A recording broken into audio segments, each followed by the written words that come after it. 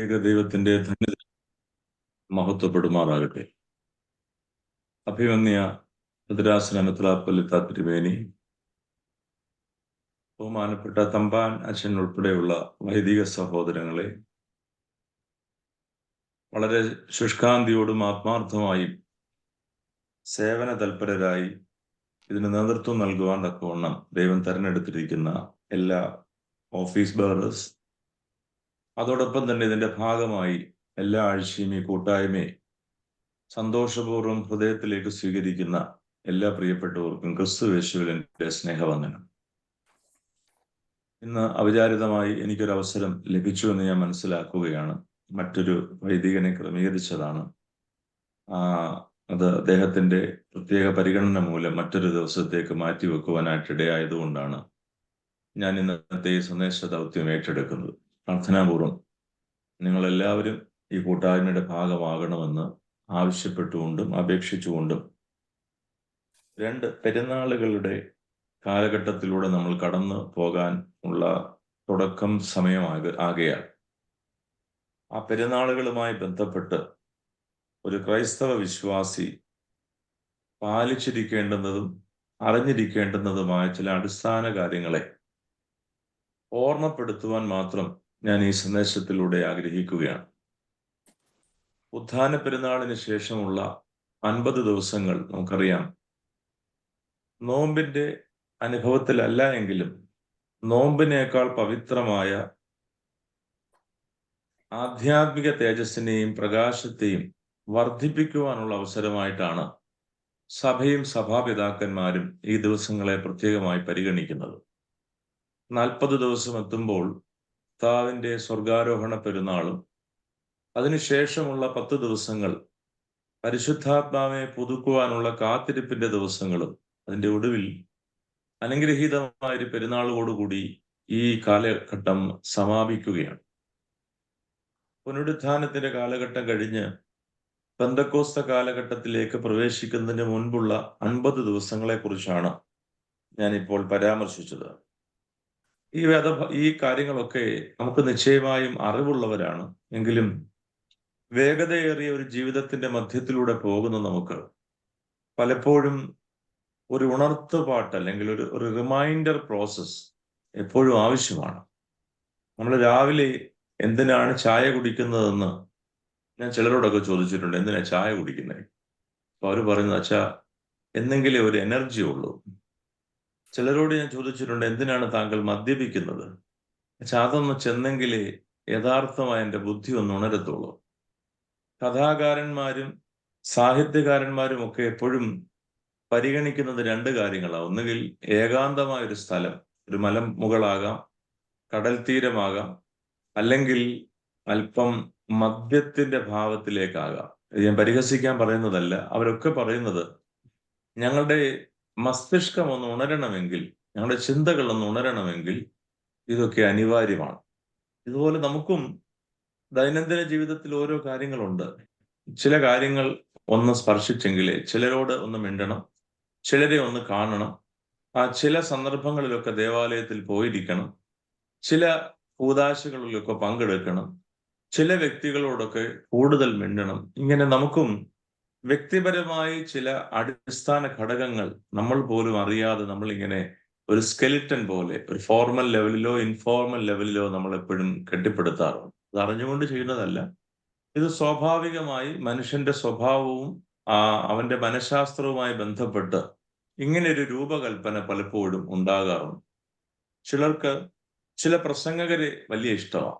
അവരുടെ പ്രസംഗത്തെക്കാൾ ആ പ്രസംഗകനെയാണ് കൂടുതൽ ഇഷ്ടം. ചിലർക്ക് പ്രസംഗകനേക്കാൾ കൂടുതൽ ഇഷ്ടം പ്രസംഗത്തെയാണ്. ചിലർക്ക് ഞാൻ എന്നും ഉപയോഗിക്കുന്ന കുർബാനക്രമം ഉണ്ടെങ്കിലേ എനിക്ക് ആരാധനയെ സംബന്ധിക്കാൻ പറ്റൂ. ചിലർക്ക് ഞാൻ എന്നും നിൽക്കുന്ന സ്ഥലത്ത് നിന്ന് ആരാധന കണ്ടെങ്കിലേ. ചിലർക്കുണ്ട് മദ്ബഹ എനിക്ക് നന്നായിട്ട് കാണണം. ചിലർ പറയുന്നത് കാണുമൊന്നും വേണ്ട, അകത്തുനിന്നൊരു ശബ്ദം മാത്രം കേട്ടാൽ മതി. മൂന്നാമതൊരു ഗ്രൂപ്പുണ്ട്, അവിടെ അത് നടക്കുന്നുണ്ടോ എന്ന് അറിഞ്ഞാൽ മാത്രം മതി, ഞാനതുകൊണ്ട് എപ്പോഴും വരാനായിട്ട് ഇഷ്ടപ്പെടുന്നില്ല. ഇങ്ങനെ പല മേഖലകളിൽ നമ്മുടെ ജീവിത വ്യത്യാസങ്ങളെ നമുക്ക് കണ്ടെത്തുവാൻ സാധിക്കുമെങ്കിൽ 2 പെരുന്നാളിനെ ഞാൻ പരാമർശിച്ചു കഴിഞ്ഞു. ഒന്ന്, the feast of Ascension of our Lord, and the second one the feast of Pentecost. ഇത് രണ്ടും നമുക്ക് ശക്തമായി അറിയാവുന്ന രണ്ട് പെരുന്നാളുകളാണ്. ഞാൻ അതിന്റെ ആമുഖത്തിൽ ഒന്ന് രണ്ട് കാര്യങ്ങൾ വ്യക്തമാക്കട്ടെ. ഈ രണ്ട് പെരുന്നാളും എന്തിനു വേണ്ടി എന്ന് ചോദിച്ചാൽ അതിനെ കാറ്റഗറൈസ് ചെയ്താൽ one is A Christological feast. കർത്താവിന്റെ ജീവിതവുമായി ബന്ധപ്പെട്ട ഒരു പെരുന്നാളാണ് ഫീസ്റ്റ് ഓഫ് അസെൻഷൻ. ഈ ലോകത്തിലെ ദൗത്യം, മനുഷ്യാവതാര ദൗത്യം പൂർത്തീകരിച്ച് ശരീരപ്രകാരം ഈ ലോകത്തിൽ നിന്ന് മാറ്റപ്പെടുന്നു. ആ സംഭവത്തെ അനുസ്മരിപ്പിക്കുന്ന ഒരു അനുഗ്രഹിക്കപ്പെട്ട പെരുന്നാളായിട്ട് feast of Ascension. But feast of Pentecost it is connected with the feast of Holy spirit.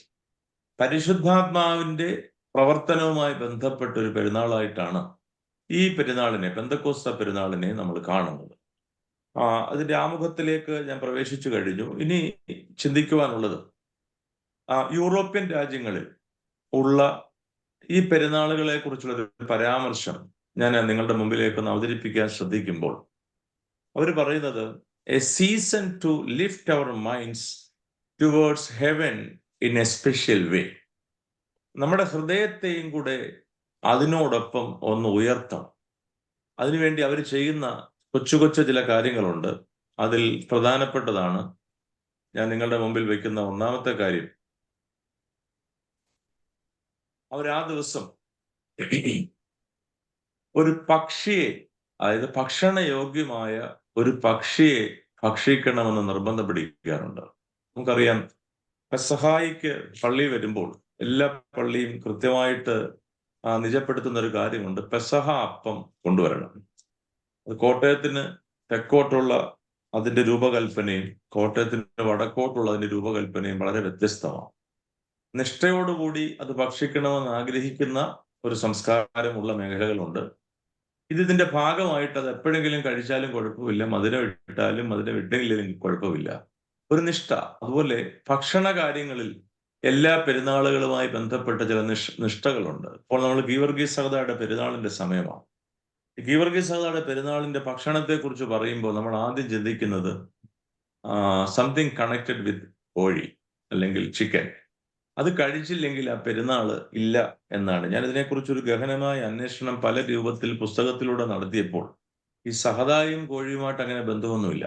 പിൽക്കാലത്ത് ഉണ്ടായ ഒരു സംസ്കാരത്തിന്റെ ഭാഗമായിട്ടാണ്. ഞാനൊക്കെ എൻ്റെ ചെറുപ്പത്തിൽ സഹദയുടെ പെരുന്നാളിൽ സംബന്ധിക്കുമ്പോൾ ഞങ്ങളുടെ ഇടവകയിലൊന്നും കോഴിയോ ഒന്നും കിട്ടിയതായിട്ട് എനിക്ക് അറിയാൻ പാടില്ല.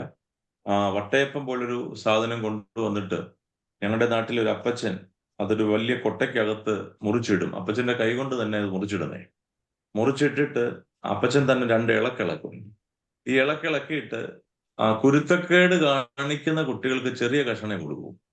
പള്ളിക്കകത്ത് അവർ സംസാരിക്കുകയോ അല്ലെങ്കിൽ ശ്രദ്ധിക്കാതിരിക്കുകയോ ഒക്കെ ചെയ്താൽ ഈ അപ്പച്ചൻ അത് ചെറിയ കഷണം കൊടുക്കും. അനുസരണയുള്ള കുട്ടിയാണെങ്കിൽ അവർക്ക് എപ്പോഴും വലിയ കഷണം കിട്ടും. എൻ്റെ ചേട്ടൻ എപ്പോഴും വലിയ കഷണം കിട്ടുമായിരുന്നു. എനിക്ക് പലപ്പോഴും ചെറിയ കഷണം കിട്ടിയതും ഞാൻ സന്തോഷത്തോടെ ഓർക്കുകയാണ്. ഇതെല്ലാം പെരുന്നാളുകളുമായി ബന്ധപ്പെട്ട ചില നിഷ്ഠകളുടെ ഭാഗമാണെങ്കിൽ യൂറോപ്യൻ കൾച്ചറിൽ അവർ വിശ്വസിക്കുന്നത് ഈ പെരുന്നാളിൽ ഒരു പറന്ന ഉയരത്തിലേക്ക് പോകുന്ന ഒരു പക്ഷിയെ, ഏതെങ്കിലും ഒരു പക്ഷിയെ, അപ്പൊ കോഴി ഗണത്തിൽപ്പെടത്തില്ല, അങ്ങനെ ഒരു പക്ഷിയെ ഭക്ഷിക്കണമെന്ന് ഒരു ചിന്തയുണ്ട്. രണ്ടാമതൊരു പറയുന്നത് അന്നത്തെ ദിവസം പറ്റുമെങ്കിൽ ദേവാലയത്തിലെ ശുശ്രൂഷയിൽ പങ്കെടുത്താലും ഇല്ലെങ്കിലും ഒരു കുന്നിന്റെ മുകളിലേക്ക് പോയി അല്പസമയം ചെലവഴിക്കണം. മൂന്നാമത് അവർ പറയുന്ന മറ്റൊരു കാര്യമാണ് ക്യാച്ച് ക്രിക്കറ്റ്സ്. ഈ അത് ക്രിക്കറ്റ് എന്ന് പറഞ്ഞാൽ കളി എന്നുള്ള പദത്തിലല്ല ഞാൻ ഉപയോഗിച്ചത്, ഇൻസെക്ട്സ്. അങ്ങനെയുള്ള പ്രാണികളെ അതിനെ പിടിച്ചൊരു കൂട്ടിലാക്കിയിട്ട് കുറച്ചു നേരം അത് എന്താ ചെയ്യുന്നതെന്ന് കണ്ടുകൊണ്ടിരിക്കും. ഇതെല്ലാം നമുക്ക് പുസ്തകത്തിലൂടെ വായിച്ചെടുക്കാൻ പറ്റുന്ന കാര്യമാണ്. ഇതെന്തിനെന്ന് ചോദിച്ചാൽ മൂന്നിനും ഓരോ അർത്ഥമുണ്ട്. ഒന്നാമത് ഈറ്റ് എ ബേർഡ് എന്ന് പറഞ്ഞാൽ കർത്താവ് സ്വർഗത്തിലേക്ക് ഉയർന്നു. അപ്പൊ അതുമായിട്ട് ബന്ധപ്പെട്ട് ഒരു പ്രതീകാത്മകമായ ചിന്തയിൽ അവരൊരു പക്ഷിയെ ഭക്ഷിക്കുന്നു. രണ്ട്, ഹൈക്ക് എ മൗണ്ടൻ, കർത്താവ് സ്വർഗാരോഹണം ചെയ്തത് ഒരു മലയുടെ മുകളിൽ നിന്നാണ്, ഒലിവ് മലയുടെ മുകളിൽ നിന്ന്. മൂന്നാമത്, catching crickets means the symbol of luck. നമുക്കും അറിയാം, ചെറുപ്പത്തിലൊക്കെ നമ്മൾ വീട്ടിന്റെ ഉള്ളിൽ ഒരു അപ്രകാരമുള്ള ഒരു തരം വെട്ടുകിളി പോലെ ഇരിക്കും. പക്ഷെ പച്ച നിറത്തിലുള്ള ഒരു കിളിയെ വന്നിരിക്കുന്നെങ്കിൽ പറയും ഈ ആഴ്ച മുതൽ പണം വരാൻ പോവാ, അല്ലെ ഇന്ന് മുതൽ പണം വരാൻ പോവാ. അങ്ങനെ ഓരോ ആ സംസ്കാരവുമായി ബന്ധപ്പെട്ട് ചില ചിന്തകളുണ്ടെങ്കിൽ ഈ മനുഷ്യർക്കും ഇങ്ങനെയുള്ള ചിന്തകളുണ്ട്. എന്നാൽ ഈ ചിന്തകളിൽ ഒതുങ്ങുന്നതല്ല നമ്മുടെ സഭ പഠിപ്പിക്കുന്ന സ്വർഗാരോഹണ പെരുന്നാൾ. അന്ന് പള്ളിയിൽ പോകാൻ ഇഷ്ടപ്പെടുന്നവരുണ്ട്. അത് കുഴപ്പമൊന്നുമില്ല. അടുത്ത ആഴ്ചയായാലും മൊത്തത്തിൽ ചേർത്ത് നമുക്കങ്ങ് പ്രാർത്ഥിച്ചാൽ മതി. അങ്ങനെയൊക്കെ നമ്മുടെയും ഇവിടെ പല പള്ളികളിലും തുടക്ക സമയത്തൊക്കെ അത് ഞായറാഴ്ച നടത്തുന്ന പതിവ് ധാരാളം പ്രദേശങ്ങളിൽ ഉണ്ടായിരുന്നു. കാരണം അവർക്ക് വ്യാഴാഴ്ച വരാനുള്ള ബുദ്ധിമുട്ട് കൊണ്ട്. അതിന് പകരം ഇപ്പം നമ്മൾ ക്രമീകരിച്ചത് ബുധനാഴ്ച വൈകിട്ട് തന്നെ കർത്താവിനെ സ്വർഗാരോഹണം ചെയ്തങ്ങ് വിടും. നമ്മളും റിലീസായി, കർത്താവും റിലീസായി. അപ്പൊ അങ്ങനെയുള്ള ചില എളുപ്പ വഴികളും ഞാൻ ഉൾപ്പെടെയുള്ള ശുശ്രൂഷകളിൽ ചെയ്യുന്ന ഒരു കാര്യമായിട്ട് ഇതിനെ പരിഗണിക്കുമ്പോൾ, ഇവിടെ പിതാക്കന്മാർ തിരുവചന പുസ്തകത്തിന്റെ അടിസ്ഥാനത്തിൽ ഈ സ്വർഗാരോഹണ പെരുന്നാളിനെ കാണുന്നത് it is the feast of abundant blessing. സമൃദ്ധമായ അനുഗ്രഹങ്ങൾ ലോകത്തിന് യേശു തമ്പുരാൻ കൈമാറിയ ദിവസമാണ് ഈ സ്വർഗാരോഹണ പെരുന്നാൾ. എങ്ങനെയെന്ന് ചോദിച്ചാൽ, പ്രത്യാശ നഷ്ടപ്പെട്ട മനുഷ്യരെ പ്രത്യാശയുടെ കിരണങ്ങളിലേക്ക് കൊണ്ടുവരുവാൻ കർത്താവിന്റെ ഉത്ഥാനത്തിന് ശേഷമുള്ള ആഴ്ചവട്ടത്തിന്റെ ഓരോ തുടക്ക ദിവസങ്ങളിലും ശിഷ്യന്മാർ കൂടിയിരുന്ന സ്ഥലത്തേക്ക്, അടച്ചിട്ട വാതിലിന്റെ ഉള്ളിലേക്ക് കർത്താവ് പ്രവേശിച്ച് അവർക്ക് സമാധാനം നേരുകയും ആ സമാധാനത്തിന്റെ അംശം അവർ ഉൾക്കൊള്ളുവാനായിട്ട് ശിഷ്യന്മാരെ അരികിലേക്ക് വിളിച്ച് അവരുടെ ശിരസിലേക്ക് ദൈവത്തിന്റെ ശ്വാസം കൃത്യമായിട്ട് ഊതിക്കൊടുത്തു. ആ ഊഷ്മാവിലാണ്, ആ പ്രകാശത്തിലാണ് ശിഷ്യ സമൂഹം ലോകത്തിന്റെ നാനാഭാഗങ്ങളിലേക്കും കടന്നുപോയത്. വെളിപാട് പുസ്തകത്തിൽ അതിനെക്കുറിച്ചുള്ള ചില കൃത്യമായ രൂപരേഖകൾ നമുക്കതൊരു ഗൂഗിൾ ഷീറ്റിനകത്തൊക്കെ നോക്കിയാൽ കൃത്യമായിട്ട് ഇത് വായിച്ചെടുക്കാനുള്ള രീതിയിൽ ഒരു പിക്ചറൈസ്ഡ് ഫോം ഇന്ന് ലഭ്യമാണ്. വേദപുസ്തകത്തിലും നമുക്ക് വായിക്കാമെങ്കിലും അല്പം കൂടി വിശദമായിട്ട് ഇന്ന് ധാരാളം വെബ്സൈറ്റുകളിൽ ഈ വിഷയങ്ങൾ ക്രമീകരിക്കപ്പെട്ടിട്ടുണ്ട്. ഞാൻ പറഞ്ഞു വന്നത്, കർത്താവിന്റെ സ്വർഗാരോഹണവുമായി ബന്ധപ്പെട്ട് അതീവ ശക്തിയും കൃപയും പ്രാപിക്കുവാനുള്ളൊരു വലിയ ആഹ്വാനം സമൃദ്ധമായ അനുഗ്രഹത്തിലൂടെ കർത്താവ് നൽകിയ ദിവസമാണ്. 2, ascending into heaven by his blessing എന്ന് എങ്ങനെയെന്ന് ചോദിച്ചാൽ, കർത്താവ് 2 കരങ്ങളും ഉയർത്തി അവരെ അനുഗ്രഹിക്കുകയിൽ അവരുടെ മധ്യത്തിൽ നിന്ന് കടന്നു പോവുകയാണ്. വലിയ സന്തോഷത്തിന്റെ നിമിഷമാണ്. പക്ഷേ പെട്ടെന്ന് ആ സന്തോഷം അവസാനിക്കപ്പെട്ടു എന്ന് തോന്നുന്ന ഒരു രീതി അവിടെ ഉണ്ടായി. എല്ലാവരോട് ഒരുമിച്ചിരുന്ന് സംസാരിക്കുന്ന ഒരു അവസരത്തിൽ നിന്ന് കർത്താവ് മാത്രം അവിടെ നിന്ന് ഉയർന്നു പൊങ്ങുകയാണ്. ഇത് കേട്ടാൽ പെട്ടെന്ന് നമുക്ക് തോന്നുന്ന ഒരു കാര്യം, ഒരു മീറ്റിംഗ് നടത്തിക്കൊണ്ടിരിക്കുമ്പം ആ മീറ്റിംഗിൽ നിന്ന് ഒരാള് പെട്ടെന്ന് എഴുന്നേറ്റ് പോയി ഒന്നും പറയുന്നില്ല. നമുക്കുണ്ടാകുന്ന ഒരു ദേഷ്യം, ഒരു വികാര പ്രകടനം, ചിലപ്പോൾ നമ്മൾ പൊറുപിറുക്കും. അല്ലെങ്കിൽ അത് കഴിഞ്ഞ് ഉള്ള ചർച്ചയിലൊക്കെ അതിനെക്കുറിച്ചുള്ള തുടർ ചർച്ചകളൊക്കെ നമ്മൾ നടത്തുമെങ്കിൽ ഇവിടെ റിവേഴ്സ് ഓർഡറാണ് നടക്കുന്നത്. ഈ സ്വർഗാരോഹണത്തിലൂടെ കർത്താവ് സ്വർഗത്തിലേക്ക് മേഘങ്ങളുടെ ഇടയിലേക്ക് എടുക്കപ്പെടുമ്പോഴും ശിഷ്യന്മാരുടെ മുഖത്ത് വലിയ പ്രത്യാശയാണ്. കാരണം അവരുടെ ബാറ്ററി ഫുള്ളി ചാർജ്ഡ് ആയിരുന്നു. നമ്മുടെ ഈ ദേവാലയ വിഷയങ്ങളിലും കുടുംബ വിഷയങ്ങളിലും ഒക്കെ നമുക്ക് പെറുപെറുപ്പും സങ്കോചവും സങ്കടവും തുടർ ചർച്ചകളും നമ്മുടെ വീട്ടിന്റെ ഉള്ളിലെ അകത്തളങ്ങളിലെ സ്വകാര്യ കാര്യങ്ങളെയൊക്കെ മറ്റുള്ളവരോട് പറഞ്ഞ് നമ്മൾ നമ്മുടെ പരാതിയെ പരിഗണിക്കുമ്പോൾ നമുക്ക് സ്വയം മനസ്സിലാകേണ്ടുന്ന ഒരു കാര്യമുണ്ട്. നമ്മൾ ആധ്യാത്മിക കൃപയിൽ തൃപ്തരാകാത്തത് കൊണ്ടാണ്.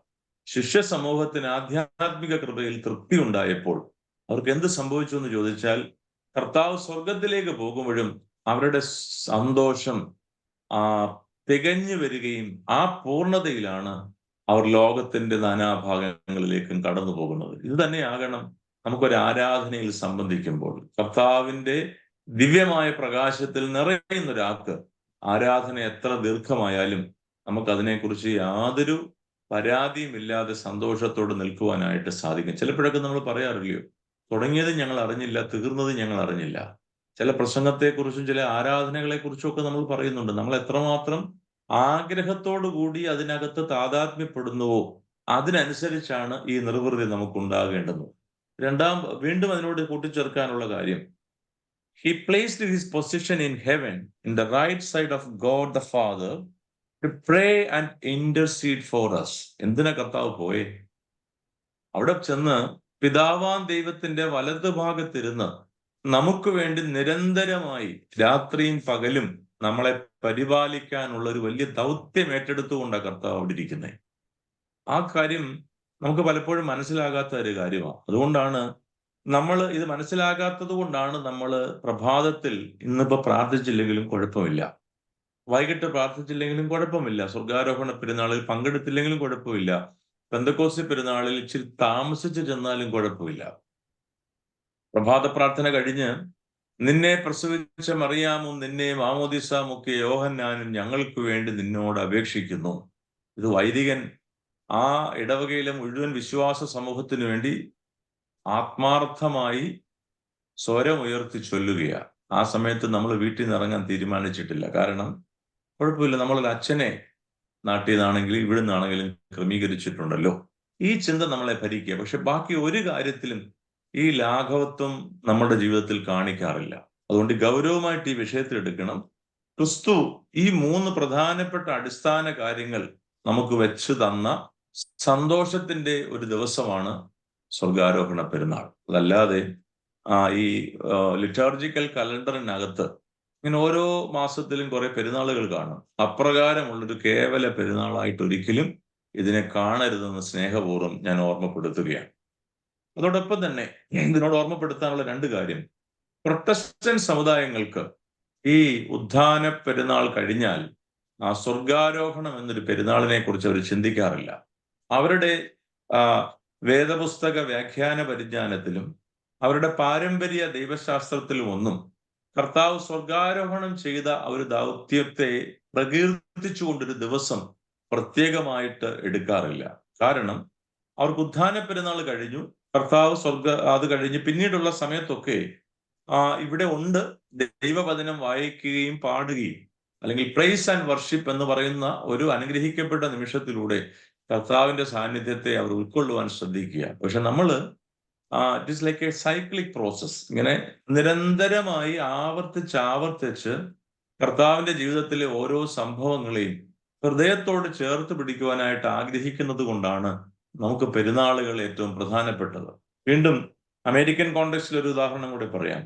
ആമിഷ് കോളനിയെ കുറിച്ച് നിങ്ങൾക്കറിയാം. പ്രത്യേകിച്ച് ഫിലാഡൽഫിയയിൽ പോയി ആ ആമിഷ് കോളനിയെ കണ്ടിട്ടുള്ളവർക്കറിയാം. ഞാൻ അവിടെ പല പ്രാവശ്യം അവിടെ പോയി അവരോടൊപ്പം ഒരു പകൽ മുഴുവൻ ചെലവഴിക്കാനുള്ള ഒരു അവസരവും എനിക്കൊരിക്കൽ കിട്ടി. ഒരു വിവാഹത്തിന്റെ സംഭവത്തിന് നേരിട്ട് പങ്കെടുത്തില്ലെങ്കിലും അതിന്റെ ഒരു ഒബ്സർവർ എന്നുള്ള നിലയിൽ എനിക്കൊരു ചാൻസ് കിട്ടിയപ്പോൾ അതിൽ ഞാൻ സംബന്ധിച്ചു. അവരെ സംബന്ധിച്ചിടത്തോളവും ഈ ഉത്ഥാന പെരുന്നാൾ കഴിഞ്ഞ് സ്വർഗാരോഹണ പെരുന്നാളിന് വളരെ പ്രാധാന്യം. അവർ ആ ദിവസം പ്രത്യേകമായ ചില നിഷ്ഠകളും ചില പ്രാർത്ഥനകളും ആഹാര രീതികളും ഒക്കെ കൃത്യമായി ശ്രദ്ധിക്കുന്ന ഒരു രീതിയും അവരുടെ ഇടയിൽ ഉണ്ടെന്ന് അവരിൽ നിന്ന് കേൾക്കുവാനിടയായി. ഇത് നമുക്ക് പുസ്തകത്തിലൂടെ വായിച്ചെടുക്കാൻ പറ്റുന്ന ഒരു വിജ്ഞാനം തന്നെയാണ്. ഞാൻ 1-ാം ഭാഗം അവസാനിപ്പിക്കുന്നു. അപ്പോൾ ഇത് ദൈവത്തിങ്കിലേക്ക് നമ്മുടെ മനസ്സുകളെ ഉയർത്തിക്കൊണ്ട് ദൈവം നമുക്ക് വെച്ചേച്ചു പോയ പുണ്യങ്ങളെ കൃത്യമായിട്ട് ഓർത്ത് അതിലൂടെ ആധ്യാത്മിക ജ്ഞാനത്തെ പ്രോജ്വലിപ്പിക്കുവാനുള്ള ഒരു പെരുന്നാളായിട്ട് നമ്മൾ നിശ്ചയമായിട്ടും ഇതിനെ കാണണം. 2-ാമത്തെ പെരുന്നാളാണ് പെന്തക്കോസ്ത പെരുന്നാൾ. അതിനെ സാധാരണ വിളിക്കുന്നത് ആ സൺഡേ വിളിക്കുന്നത് വൈറ്റ് സൺഡേ. നമുക്കിന്ന് ഒരു വെള്ള വസ്ത്രം ധരിച്ചുകൊണ്ട് വരാൻ പറഞ്ഞാൽ വളരെ ബുദ്ധിമുട്ട് എപ്പോഴും നമ്മുടെ മനസ്സിൽ ഉണ്ടാകുന്നൊരു കാര്യമാണ്. അതിനെ കുറച്ചും കൂടെ ഗഹനമായിട്ട് പറഞ്ഞാൽ നമ്മൾ വസ്ത്ര സംവിധാനത്തെ കുറിച്ച് വളരെ ഒരുപാട് പരിഷ്കൃതരാണെന്നാണ് നമ്മൾ നമ്മളെ തന്നെ വിലയിരുത്തുന്നത്. എന്നാൽ ഒരു വിരോധാഭാസം കൂടി ചൂണ്ടിക്കാണിക്കാം. പണ്ടൊക്കെ അപരിഷ്കൃതമായ അല്ലെങ്കിൽ ഒരു ബാർബേറിയൻ അല്ലെങ്കിൽ അൺകൾച്ചേർഡ് ഫോം ഓഫ് ഡ്രസ്സിംഗ് എന്ന് പറഞ്ഞാൽ അതിനൊരു പാറ്റേണോ ഇന്ന കാര്യങ്ങൾ അതിന് വേണമെന്നോ പ്രത്യേകിച്ച് അതിനെക്കുറിച്ചൊരു ധാരണ ഇല്ലാതിരുന്ന കാലഘട്ടത്തിൽ നിന്ന് സംസ്കാരത്തിലൂടെ വിദ്യാഭ്യാസത്തിലൂടെ വസ്ത്ര സംവിധാനത്തെക്കുറിച്ചൊരു നല്ല ബോധ്യം ഉണ്ടായി.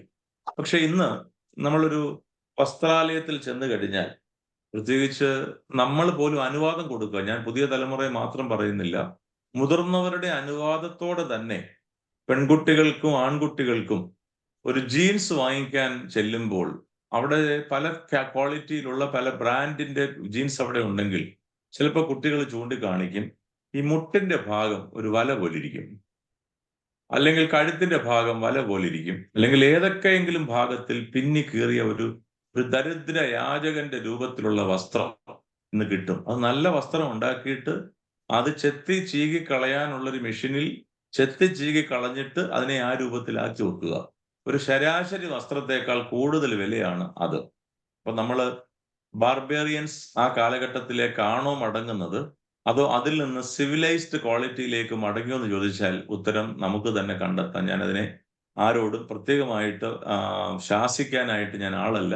സ്വയമായിട്ട് ചിന്തിക്കുക നമ്മൾ എന്താണ് അങ്ങനെയാകുന്നത്. അതോടൊപ്പം തന്നെ വസ്ത്ര സംവിധാനത്തെക്കുറിച്ച് വലിയ ആശയങ്ങൾ നമുക്കുണ്ട്. പ്രത്യേകിച്ച് പണ്ട് നമുക്കൊരു പുതിയ വസ്ത്രം വല്ലപ്പോഴേ കിട്ടും.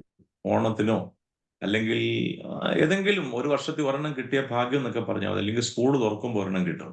അത് നനഞ്ഞൊലിപ്പിച്ച് തിരിച്ചു കയറി വരും. ഇതൊക്കെയാണ് നമ്മുടെ ഒരു പാരമ്പര്യമെങ്കിൽ ആദ്യമായിട്ട് ഒരു വസ്ത്രം വാങ്ങിക്കഴിഞ്ഞാൽ ആദ്യം അമ്മ നിർദ്ദേശിക്കും ഇത് പള്ളി കൊണ്ടുപോകാൻ പറയും.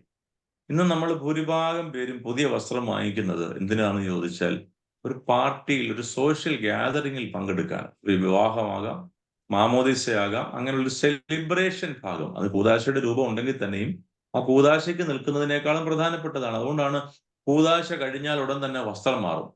അങ്ങനെ ആരും വേദോസ്വത്തിലൊന്നും പറഞ്ഞിട്ടൊന്നുമില്ല. കൂദാശയ്ക്ക് ഒരു വസ്ത്രം ഇട്ടിട്ട് മിനിറ്റ് കൊണ്ടൊരു വസ്ത്രം മാറും. അത് കഴിഞ്ഞ് അടുത്തൊരു വസ്ത്രം ഇട്ടുകൊണ്ട് വരും. അങ്ങനെ തീരുന്നത് വരെ 3-4 വസ്ത്രം ഇട്ട് നമ്മളൊന്ന് പ്രകടിപ്പിക്കും. എന്റെ ചോദ്യം ഇതൊന്നുമല്ല. നമുക്കൊരു ക്രിസ്ത്യാനിയുടെ വസ്ത്രം നമ്മുടെ ഉള്ളിലുണ്ടാകണം. The concept about a cloth inside our heart. നമുക്ക് എപ്പോഴും പുറമേ ഉള്ള വസ്ത്രത്തെക്കുറിച്ച് പല ധാരണകൾ ഉണ്ടെങ്കിൽ are we aware about, convinced about the inner dress code of spirituality as a Christian? ഒരു ക്രിസ്ത്യാനി എന്നുള്ള നിലയിൽ നമുക്കൊരു വസ്ത്രവിധാനം, ഒരു പരിപാകത, ഒരു ആന്തരിക വിജ്ഞാനം, ആന്തരിക സൗന്ദര്യം നമുക്കുണ്ട്. അത് നിജപ്പെടുത്തുവാൻ നമ്മൾ ഏതെങ്കിലും കാര്യം ചെയ്യാറുണ്ടോ? നമുക്ക് പ്രത്യേകിച്ച് ഒരു വസ്ത്രമൊക്കെ കൊണ്ടുവന്നാൽ അതിന്റെ ഇറക്കം ഇച്ചിരി കൂടിപ്പോയി, അതിന്റെ കൈവണ്ണം ഇച്ചിരി കുറഞ്ഞു പോയി, പറയും കുപ്പായത്തിന്റെ ഈ കൈ ഇച്ചിരി ഇറങ്ങിപ്പോയി, അവൻ തയ്ച്ച മണ്ടത്തരമാണ് കാണിച്ചത്, കഴുത്ത് ഇച്ചിരി ശരിയായില്ല. ഇതൊക്കെ ഞങ്ങളൊക്കെ പറയുന്ന കാര്യമാണ്. നമ്മൾ എല്ലാവരും വ്യത്യസ്തമായ അഭിപ്രായം പറയും. പക്ഷെ എന്റെ ചോദ്യം, നമ്മൾ നമ്മുടെ പ്രകാശ വസ്ത്രത്തെക്കുറിച്ച് ബോധവാന്മാരാണോ? നമുക്ക് തന്നിരിക്കുന്ന ഒരു ആധ്യാത്മിക വസ്ത്രമുണ്ട്. ആ വസ്ത്രത്തെക്കുറിച്ച് നമ്മൾ ബോധവാന്മാരാണ്. അതിനെ ചിന്തിപ്പിക്കുന്ന ദിവസമാണ് ഈ 10 ദിവസത്തെ കാത്തിരിപ്പും അതിന്റെ ഒടുവിലുള്ള പെന്തക്കോസ്തെ പെരുന്നാളും. അതിനെക്കുറിച്ചും 4 കാര്യങ്ങൾ പെട്ടെന്ന് പറഞ്ഞ് ഞാൻ അവസാനിപ്പിക്കട്ടെ. ഒന്ന്, ഈ ദിവസത്തിന്റെ പ്രത്യേകത കേവലം വെള്ള വസ്ത്രം ഇടണമെന്ന അർത്ഥത്തിൽ മാത്രം ഒതുങ്ങുന്നതല്ല. അതിനപ്പുറമായി the Holy Spirit enters into the world. പരിശുദ്ധാത്മാവ് ലോകത്തിലേക്ക് കടന്നു വന്ന ദിവസമാണ് ഈ പെന്തക്കോസ്തി പെരുന്നാൾ. ശിഷ്യന്മാരെല്ലാം പ്രാർത്ഥിച്ചുകൊണ്ടിരിക്കുന്ന ഒരു സന്ദർഭമുണ്ട്. അപ്പോസ്തല പ്രവൃത്തികൾ 2-ാം അധ്യായം വായിക്കുമ്പോൾ പെന്തക്കോസ്തി പെരുന്നാൾ വന്നപ്പോൾ എല്ലാവരും ഒരു സ്ഥലത്ത് ഒന്നിച്ചു കൂടിയിരുന്നു. ഇങ്ങനെയാണ് ആരംഭിക്കുന്നത്. അതുപോലെ സ്വർഗാരോഹണ പെരുന്നാളിനെ കുറിച്ച് പ്രതിപാദിക്കുന്ന ഒരു വേദഭാഗമുണ്ട്. വിശുദ്ധനായ ലൂക്കോസിന്റെ സുവിശേഷം അവസാനം 24-ാം അധ്യായത്തിന്റെ 50-ാം വാക്യത്തിൽ, അനന്തരം അവൻ അവരെ ബഥാന്യോളം കൂട്ടിക്കൊണ്ടുപോയി കൈ ഉയർത്തി അവരെ അനുഗ്രഹിച്ചു. അവരെ അനുഗ്രഹിക്കുകയിൽ അവർ അവരെ വിട്ടുപിരിഞ്ഞ് സ്വർഗാരോഹണം ചെയ്തു. ഈ 2 കുറിവാക്യങ്ങൾ നിശ്ചയമായിട്ട് നമ്മൾ ഓർത്തിരിക്കണം. അതിൽ ഈ പെന്തക്കോസ്തി പെരുന്നാളിനെ കുറിച്ച് ഞാൻ പറഞ്ഞു, പരിശുദ്ധാത്മാവ് ലോകത്തിലേക്ക് അഗ്നിനാവിന്റെ രൂപത്തിൽ കടന്നു വന്ന ദിവസമാണ്. നമുക്ക് ഈ കഴിഞ്ഞ ഏതാനും ആഴ്ചകൾക്ക് മുമ്പ് ഒരു സൂര്യഗ്രഹണം നടന്നപ്പോൾ എല്ലാ മനുഷ്യരും ലീവ് എടുത്തവരുണ്ട് അത് കാണാൻ വേണ്ടി. എല്ലാ മനുഷ്യരും അത് കണ്ടിട്ട് പ്രത്യേക കണ്ണാടിയൊക്കെ വെച്ചിട്ട് അതിന്റെ ഗ്രൂപ്പ് ഫോട്ടോ, ഫാമിലി ഫോട്ടോ ഒക്കെ ഇട്ടു. പക്ഷെ നമ്മൾ ഈ പെന്തക്കോസ്തി പെരുന്നാളിൽ പരിശുദ്ധാത്മാവിനെ കിട്ടിയിട്ടൊരു ഫോട്ടോ ഇടാൻ നമുക്ക് ധൈര്യമുണ്ട്. അതിനെ പുതുക്കിയെന്ന് പറയാനുള്ള ധൈര്യം നമുക്കുണ്ടോ? അതുണ്ടാകുമ്പോഴാണ് ഈ പെരുന്നാളിന് പ്രസക്തി ഉണ്ടാകുന്നത്. The second one, the world entered a new spiritual age through the Pentecostal experience. കർത്താവിന്റെ മനുഷ്യാവതാരം AD and BC ഈ 2 കാലഘട്ടങ്ങൾക്ക് ഒരു പുതുക്കം അല്ലെങ്കിൽ ഒരു പുതിയ ചരിത്രം കുറിച്ചുവെങ്കിൽ പരിശുദ്ധാത്മാവിന്റെ വരവോടുകൂടി ഒരു ആധ്യാത്മിക അനുഭവത്തിന്, മറ്റേത് ക്രിസ്തു കടന്നു വന്നപ്പോൾ അത് ചരിത്രത്തിന്റെ ഭാഗമാണ്, വേദശാസ്ത്രത്തിന്റെ ഭാഗമാണ്, പ്രവചനങ്ങളുടെ പൂർത്തീകരണമാണെങ്കിൽ പരിശുദ്ധാത്മാവ് കടന്നു വന്നപ്പോൾ എന്ത് സംഭവിച്ചു എന്ന് ചോദിച്ചാൽ it is an experience of A new spiritual age. അതൊരു പുതുക്കത്തിന്റെ അനുഭവം അവർക്ക് പങ്കുവെക്കുവാൻ ദൈവം ഇടയാക്കി. ഒന്ന്, അഗ്നിനാവിന്റെ രൂപത്തിൽ പരിശുദ്ധാത്മാവ് കടന്നു വന്നു. ഒപ്പം സ്പീക്കിംഗ് ഇൻ ടങ്സ്, ആധ്യാത്മിക അല്ലെങ്കിൽ ആത്മാവിന്റെ വരങ്ങളിൽ സംസാരിക്കാൻ ദൈവം കൃപ കൊടുത്ത ഒരു സന്ദർഭം കൂടിയാണ് ഇത്. 3, it is A spiritual encounter rather than A simple festival day. അന്നത്തെ ദിവസം നമ്മൾ ആദ്യം കണക്ക് കൂട്ടുന്നത് ഇങ്ങനെ, അതൊരു ലെങ്തി സർവീസാ.